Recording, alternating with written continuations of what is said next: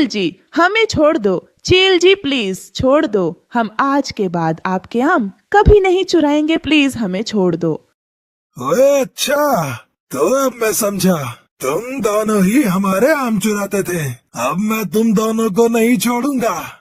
ये कहकर वो दोनों चील मिलकर उन दोनों को बहुत मारते हैं। जंगल में इस समय भोजन की काफी ज्यादा कमी आ गई थी, इसलिए जंगल के सभी पक्षी बहुत परेशान थे। उसी जंगल में एक चील भी रहता था, जिसके घर के बाहर एक आम का पेड़ था और उस पर काफी सारे आम भी लगे हुए थे। परंतु वो काफी ज्यादा कंजूस और जालिम था। वो किसी भी पक्षी को एक आम तक भी खाने नहीं देता था। रानू चिड़िया भी अपने घोंसले में भूख की सताई हुई बैठी थी। हे भगवान, अगर ऐसे ही चलता रहा तो मैं भोजन कहाँ से लाऊंगी, और मैंने तो कल से कुछ भी नहीं खाया है, इसलिए मुझे बहुत ही कमजोरी महसूस हो रही है। चील भी अपने घोंसले की तरफ जा रहा था कि तभी अचानक से उसका चश्मा नीचे गिर जाता है और वो सीधा रानो चिड़िया के घोंसले में आकर गिरता है। अरे ये क्या हो गया? मेरा चश्मा तो नीचे गिर गया और बिना चश्मे के तो मुझे कुछ भी नजर नहीं आएगा, और मुझे तो अपना चश्मा भी नहीं दिखाई दे रहा है। मैं एक काम करता हूँ, धीरे धीरे अपने घर चला जाता हूँ। अरे ये चश्मा तो चील जी का है, ये चश्मा मैं उन्हें दे आती हूँ। वैसे भी ये चश्मा तो मेरे किसी काम का नहीं है। रानू चिड़िया वो चश्मा लेकर चील की तरफ जाती है। कौन कौन है मेरे घोंसले के पास? कहीं कोई मेरे आम तो नहीं तोड़ रहा? नहीं नहीं, कोई आपके आम नहीं तोड़ रहा। मैं रानो चिड़िया हूँ, मुझे आपका चश्मा मिला था, मैं वही देने के लिए आई हूँ। चश्मा लाओ लाओ चिड़िया, वैसे भी बिना चश्मे के मुझे कुछ भी नजर नहीं आ रहा। ये लो चील जी। चिड़िया तुम्हारा बहुत बहुत धन्यवाद। मैंने तो सोचा था कि अब मेरा चश्मा मुझे कभी नहीं मिलेगा। मांगो, तुम क्या मांगती हो? तुमने मुझे मेरा चश्मा ला कर दिया है, इसलिए मैं तुम्हें कुछ देना चाहता हूँ। चील जी, 2 दिन से मैं बहुत भूखी हूँ और जंगल में भोजन भी नहीं मिल रहा है। अगर आप मुझे एक आम दे दे तो मेरे उससे ही 2-4 दिन गुजर जाएंगे। ये लो, तुम एक आम ले जाओ, और जब ये खत्म हो जाए तो दूसरा भी ले जाना। मैं तुमसे बहुत खुश हूँ। फिर रानो चिड़िया वो आम लेकर अपने घोंसले में आ जाती है और कालू कौवा रानो चिड़िया को अपने घोंसले में बैठा आम खाता देख उसके पास आ जाता है। ओए चिड़िया, तुमने ये आम कहाँ से लिया? जंगल में तो सिर्फ एक ही आम का पेड़ है, और वो भी उस चील का। वो तो किसी को अपने आम नहीं लेने देता। फिर कहाँ से तुम ये आम लाई हो, बताओ मुझे। चील जी का चश्मा खो गया था और वो मुझे मिल गया। जब मैं उन्हें वो चश्मा देने गई तो उन्होंने मुझे आम दे दिया और ये भी कहा कि अगर ये खत्म हो जाए तो दूसरा भी ले जाना। ये सुनकर तो कालू बहुत जल जाता है। रानो चिड़िया, हम भूखे फिरे और तुम खाओ आम। ये कहकर कालू वहाँ से चला जाता है और वो घर जाकर अपनी पत्नी गोरी को सारी बात बताता है। कालू जी, इसका मतलब तो ये हुआ कि उस बड़े चील को बिना चश्मे के कुछ दिखाई नहीं देता। कालू जी, हम एक काम करते हैं, हम उसके घोंसले के पीछे जाकर छिप जाते हैं और जब चील अपना चश्मा उतारेगा तो हम वहाँ से आम चुराकर भाग जाएंगे। मुझे पता था कि मेरी पत्नी भूख का जरूर कोई उपाय निकालेगी। दूसरे दिन वो कालू कौवा और गोरी कौवी ऐसा ही करते हैं। वो चील के घर के पास जाकर छिपकर बैठ जाते हैं। वे बहुत दिन हो गए अपने भाई से मिले हुए। अगर मैं ऐसे ही अपने आम के पेड़ को छोड़कर चला गया तो सभी पक्षी मेरे सारे आम खा जाएंगे। मैं एक काम करता हूँ, मैं अपने भाई को ये संदेश भेज देता हूँ कि वो किसी दिन आकर मुझसे मिल जाए। ये कहकर चील कुछ देर के लिए अपना चश्मा उतारकर एक तरफ रख देता है। मौका अच्छा है, धीरे धीरे जाओ और किसी तरह उस चील के पास जाकर 2-4 आम तोड़ लाओ। फिर तुरंत कालू कौवा उस चील के पास जाता है। इसे तो सच में कुछ भी नहीं दिखाई दे रहा है। ये सोचकर कालू कौवा वहाँ से 2 आम लेकर चला जाता है और घर जाकर वो दोनों मजे से आम खाते हैं। अब तो हम हर रोज ऐसा ही करेंगे और ऐसे हमें आम चुराने में कोई मुश्किल नहीं होगी। रानो चिड़िया का आम भी खत्म हो गया था। चील जी ने कहा था कि आम खत्म हो जाए तो एक और आम ले जाना। मैं चील जी के पास जाकर एक और आम ले आती हूँ। फिर रानो चिड़िया चील की तरफ जाती है। चील जी, मुझे भूख लगी हुई थी तो मैंने सोचा कि आपसे एक आम ले आती हूँ। चिड़िया, तुम आम ले जाओ, परंतु मेरा एक काम है, क्या तुम उसे कर दोगी? बताएं बताएं चील जी, क्या काम है? मेरा बहुत दिल कर रहा है कि मेरा भाई आकर मुझसे मिले। मेरा भाई दूसरे जंगल में नदी के उस पार रहता है। तुम जाकर उसे मेरा संदेश दे आओ कि वो आकर मुझसे मिलने आ जाए और आम भी खा जाए। चील जी, मैं आपका संदेश दे आती हूँ। तुम बहुत अच्छी चिड़िया हो, ये लो तुम आम ले जाओ, परंतु कभी चोरी ना करना, क्योंकि जो पक्षी आम चोरी करता है मुझे उस पर बहुत गुस्सा आता है। फिर रानो चिड़िया आम लेकर वहाँ से चली जाती है और थोड़ी देर बाद वो चील के भाई के घर की तरफ जाती है। उसे उसके भाई के घर का एड्रेस पता था, इसलिए वो जल्दी वहाँ पहुँच जाती है। चील जी, मुझे आपके बड़े भाई ने भेजा है। वो आपसे मिलने के लिए बहुत उदास है और वो आपको मिलने के लिए बुला रहे हैं। भाई से मिलने के लिए मेरा भी मन बहुत उदास था। मैं कल आकर मिल लूंगा अपने भाई से।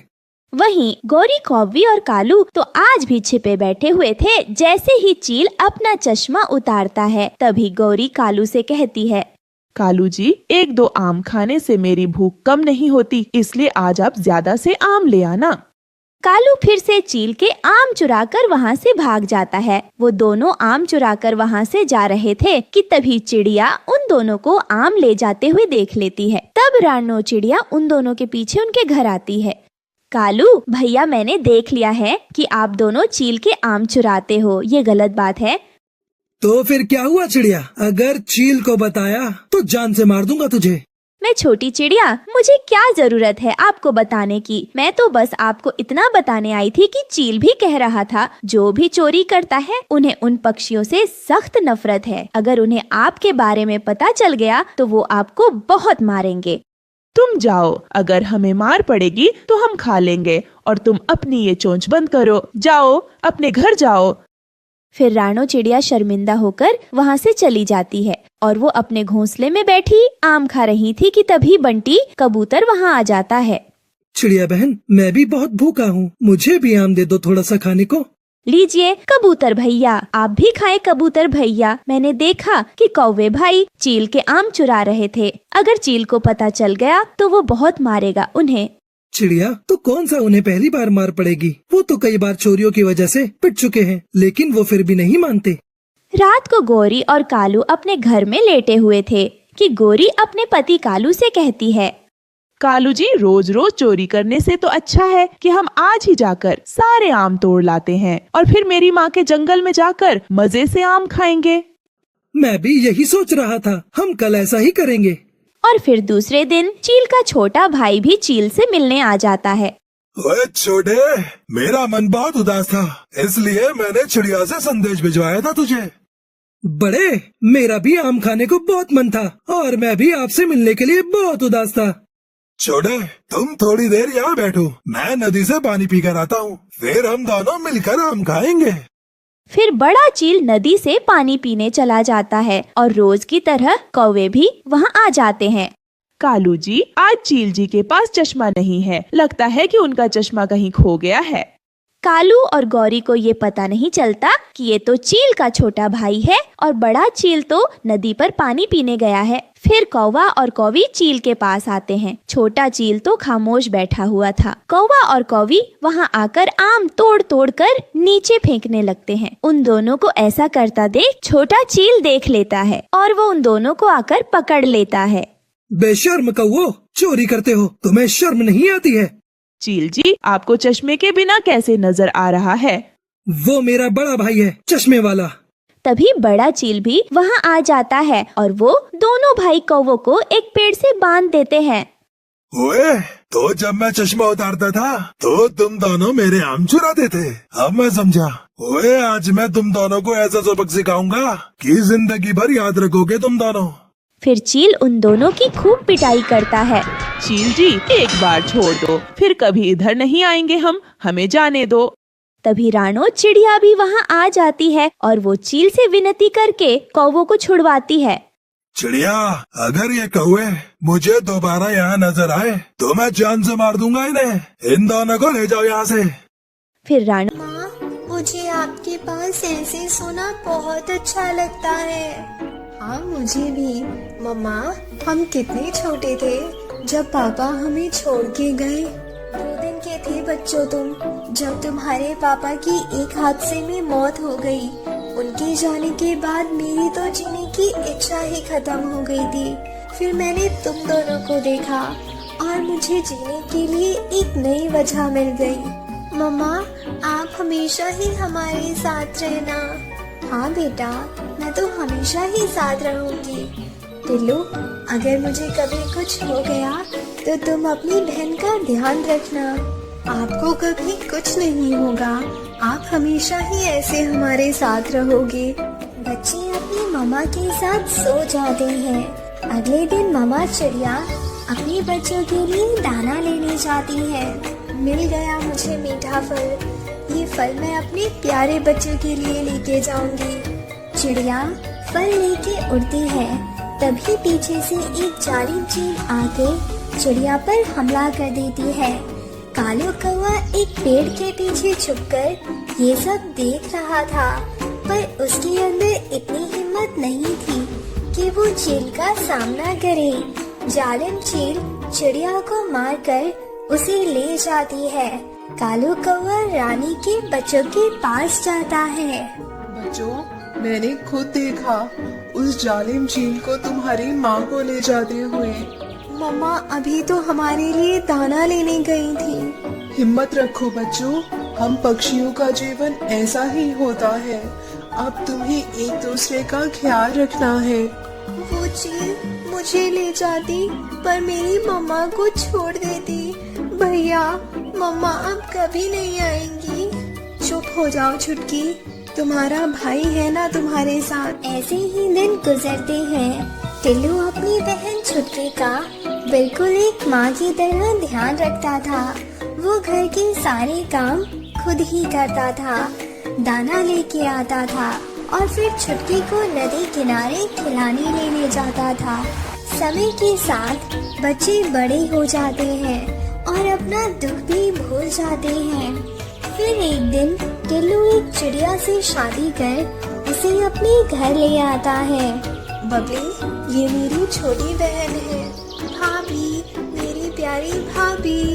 बबली, ये मुझे मेरी जान से भी प्यारी है। तुम इसका ध्यान एक माँ की तरह रखना। क्या माँ की तरह? मैं तो अभी खुद ही छोटी हूँ। भाभी, मैं आपको तरह तरह के फल लाके दिया करूँगी। छुटकी अपनी भाभी को देखकर बहुत खुश थी। अगले दिन टिल्लू काम के लिए घर से चला जाता है और बबली से मिलने कमली आती है। अच्छा, तो तुम ही हो टिल्लू की पत्नी। मैंने सोचा तुमसे मिल लाऊं और तुम्हें बता दूं, तुम्हारी ननद किसी महारानी से कम नहीं है। टिल्लू उससे कोई काम नहीं करवाता। अगर तुम्हें उसकी आया बन के ना रहना हो तो अभी से सब अपने कंट्रोल में ले लेना, वरना आगे चल के पछताओगी। ये सब तो मेरी माँ ने मुझे पहले ही सिखा दिया था। उसे महारानी नहीं नौकरानी बना के रखूंगी मैं। कर क्या रही है तुम्हारी ननद? महारानी जी सो रही है अभी, तो आज से ही शुरू हो जाओ। उसे काम पर लगा दो और मेरे घर आ जाओ। हम दोनों बैठकर टीवी देखेंगे। एलईडी है मेरे घर पर। आप चलो, मैं अभी आती हूँ। छुटकी, छुटकी, उठो। सूरज सर पर आ गया और तुम अब तक घोड़े बेचकर सो रही हो। हाँ भाभी, मैं उठ गई। नाश्ते में क्या बनाया है भाभी? ओहो, महारानी साहिबा को आँख खुलते ही नाश्ता चाहिए। जाके अपने लिए भी खाना बनाओ और मेरे लिए भी। पर भाभी, मुझे तो ये सब काम नहीं आता। पहले मम्मा करती थी और फिर भैया। हाँ, मेरा पति फ्री का नौकर हाथ लगा हुआ था ना तुम्हारे। जाके काम करो, करोगी तभी तो सीखोगी। मैं कमली के घर टीवी देखने जा रही हूँ। वहाँ से चली जाती है और छुटकी पहले घर का काम करती है और फिर खाना बनाती है। वो कामों में लगी हुई थी। उसकी भाभी थोड़ी देर बाद घर लौट आती है। ये ग्लास कैसे तोड़ा तुमने? मैं बर्तन धो के लाई थी, ये गिलास गलती से गिर गया और टूट गया। बबली इस बात पर छुटकी को थप्पड़ लगा देती है। ये काम अच्छे से नहीं होता महारानी से, और खबरदार जो अपने भाई से कुछ कहा, साइड हो जाओ, तुम्हारे भैया आने ही वाले होंगे। टिल्लू भी थोड़ी देर बाद घर आ जाता है। छुटकी, मेरी प्यारी बहन, देखो मैं तुम्हारे लिए मोतीचूर के लड्डू लाया हूँ, मेरी बहन के फेवरेट। लाओ ये मुझे दे दो। कमली बहन थोड़ी देर पहले ही लड्डू दे के गई थी, हमने अभी खाए हैं, ये हम कल खाएंगे। छुटकी अपनी भाभी से इतना डर गई थी कि वो अपने भाई से कुछ नहीं कहती। दिन गुजरते हैं और भाभी का अत्याचार छुटकी पर बढ़ जाता है। ये कौन है बबली? ये मेरी नौकरानी है। हमारा मुंह क्या देख रही हो? जाके मेरी सहेली के लिए चाय बना के लाओ। जी भाभी, मैं अभी लाती हूँ। छुटकी चाय बना के लाती है। बबली चाय की एक घूंट लेती है और गरम चाय छुटकी के ऊपर गिरा देती है। मम्मा, मम्मा। चाय बनानी तक नहीं आती, कैसी चाय है ये? बेस्वाद एकदम, मूड खराब कर दिया मेरा। अरे बबली, ऐसा भी क्या गुस्सा? तुमने तो चला ही दिया इसे। ये नहीं मरने वाली, बहुत बेशर्म है ये। शाम को टिल्लू घर आता है। बबली, मैंने एक बहुत अच्छा चिड़ा देखा है, काम भी बहुत अच्छा है उसका, छुटकी के लिए अच्छा रहेगा वो। इतनी क्या जल्दी है छुटकी की शादी की? अभी वो बहुत छोटी है, हम अभी नहीं करेंगे उसकी शादी। शायद तुम ठीक कह रही हो, मैं कल एक बार छुटकी से पूछूंगा। अगले दिन टिल्लू काम पर जाता है। बिट्टू तोती काम से टिल्लू के घर आए थे। वो अंदर से आ रही आवाजें सुन के बाहर ही रुक जाती है। अपने भाई से मना कर देना कि तुम्हें अभी शादी नहीं करनी है। अगर कुछ और बोला तो आंखें निकाल दूंगी तुम्हारी। ठीक है भाभी, मैं भैया से यही बोलूंगी। ये सच्चाई है इस बबली की, इसने क्या हालत कर रखी है छुटकी की। मुझे ये टिल्लू को बताना होगा। टिल्लू बेटा, मैंने अपने कानों से सुना बबली को छुटकी से ये सब कहते हुए। वो तुम्हारे पीछे से उसे डराती है, धमकाती है। उसने छुटकी को एक नौकरानी बना के रखा हुआ है। बिट्टू आंटी, छुटकी ने तो मुझसे कभी कुछ नहीं कहा। वो मासूम तुमसे कैसे कुछ कहेगी? वो उसे इतना डरा के रखती है। अगले दिन टिल्लू काम का बोल के अपने घर के पीछे जाके छुप जाता है। थोड़ी देर बाद कमली घर आती है। ए छुटकी, चल इधर आ, पंख दबा मेरे। इसका भाई इसकी शादी के लिए कह रहा था, मैंने तो मना कर दिया। अगर इसकी शादी हो गई तो घर पर काम कौन करेगा? फेंकी नौकरानी को कौन ऐसे जाने देगा? टिल्लू बाहर बैठा ये सब सुन लेता है और अंदर आता है। तुम्हारी हिम्मत कैसे हुई मेरी बहन के साथ ये सब करने की? मैंने कहा था ना इसे माँ का प्यार देना, पर मुझे नहीं पता था मैं एक डायन को ब्याह कर लाया हूँ। निकल जाओ मेरे घर से, छुटकी का भाई अभी जिंदा है। पति जी, आपको कोई गलतफहमी हुई है। मैं तो बहुत ध्यान रखती हूँ छुटकी दीदी का। इससे पहले मुझसे कुछ गलत हो जाए, चले जाओ यहाँ से। टिल्लू बबली को घर से निकाल देता है। कमली भी वहाँ से खिसक लेती है। भैया, बस छुटकी, अब तुम्हें कुछ सहने की जरूरत नहीं है। मैं जिंदा हूँ अभी, मैं तुम्हारा अकेले भी ध्यान रख सकता हूँ। और इस तरह टिल्लू एक अच्छे भाई की तरह अपनी बहन का साथ देता है और उसका हमेशा